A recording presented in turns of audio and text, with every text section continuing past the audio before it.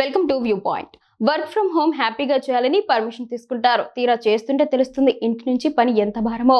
Colleagues ఉండరు, ప్రయాణాలు ఉండవు, శారీరక కదలిక లేకపోవడమే కాదు, మనసుకి ఆనందాన్ని ఇచ్చే స్నేహితుల పలకరింపులు, జోష్ పెంచే కబుర్లు కూడా కరువే.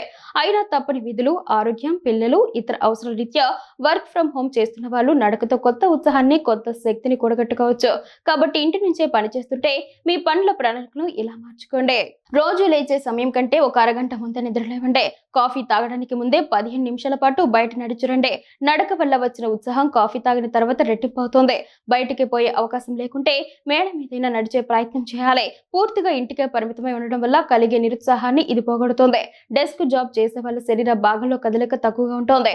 రోజులో 8 గంటలు కూర్చొని పనిచేసే ఉద్యోగి ప్రతి గంటకు ఒకసారి లేచి 5 నిమిషాలు నడవాలి.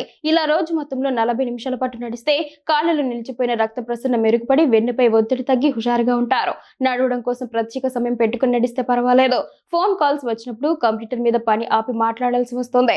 ఈ సమయాన్ని కూడా నడుస్తూ గడిపితే అదనపు ప్రయోజనం ఉంటుంది. అలాగే రోజంతా కూర్చుని పని చేయకుండా నిల్చొని కూడా పనిచేసేందుకు ఏదైనా అవకాశం ఉంటే ప్రయత్నించండి. ఇంట్లో విరామ సమయంలో మినీ వర్కౌట్స్, క్విక్ క్లీనింగ్, మొక్కలకు నీళ్లు పోయడం వంటి పనుల వల్ల కూడా బోరింగ్ ఫీలింగ్ పోతుంది. పని బాగా చేసేందుకు మనసు సిద్ధమవుతుంది.